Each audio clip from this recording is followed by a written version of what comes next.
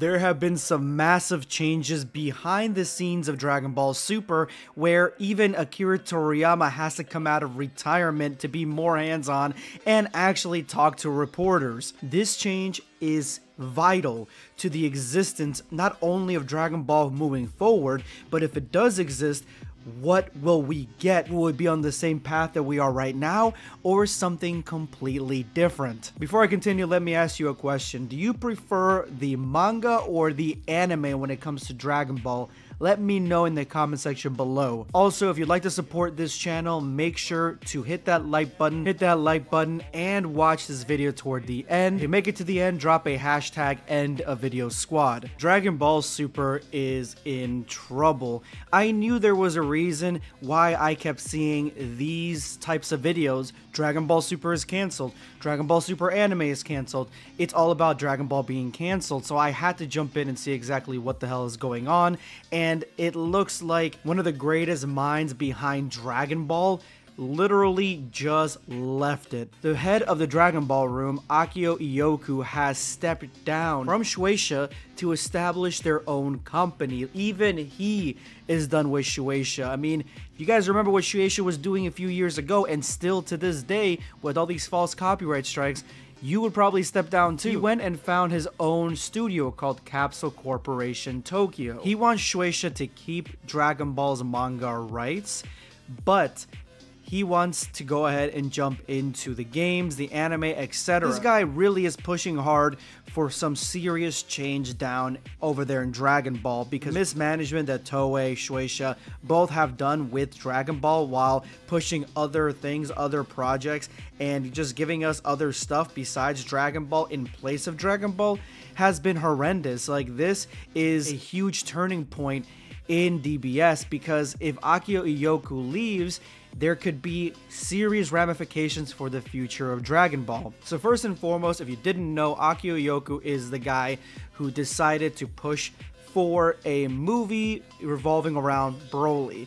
He knew that Broly was a very, very interesting character, one that the fans have been extremely hyped to see for many, many years, one of the ones that the OG ones wanted to see, and then he pushed for there to be a movie focused specifically on him.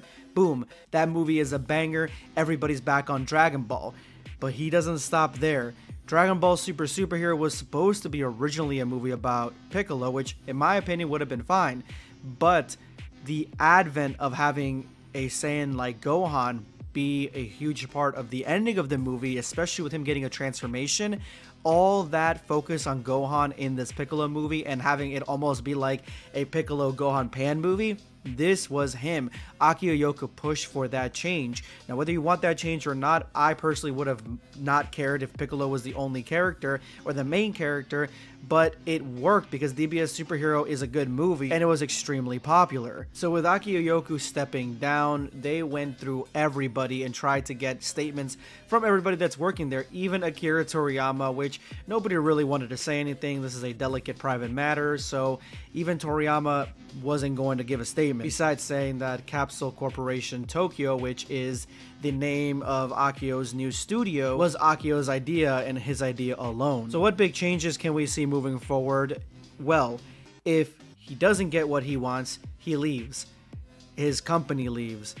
And I mean, this guy has such a love for Dragon Ball, he even made his company all surrounded and focused on Dragon Ball. He leaves, we have a completely new direction for Dragon Ball moving forward story-wise, because he was the one really making those big changes to the story.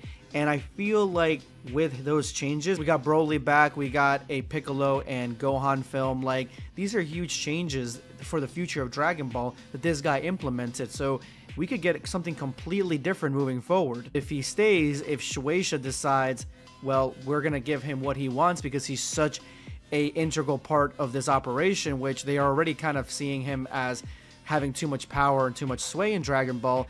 But if they do give him what he wants, well, then he will have the reins over the Dragon Ball Super anime, which, if this is the case, if this is something that they're kind of like having a high stakes game on the table here, it means that the Dragon Ball Super anime is a long time from now. Like, it is far off into the future if it ever does see the light of day. I personally hope that they let him kind of run with Dragon Ball, seeing as how everybody else doesn't really want anything to do with Dragon Ball at the moment, and he's the one really making these changes.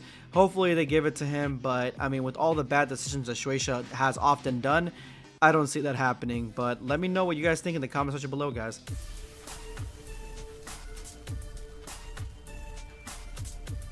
Prepare yourself.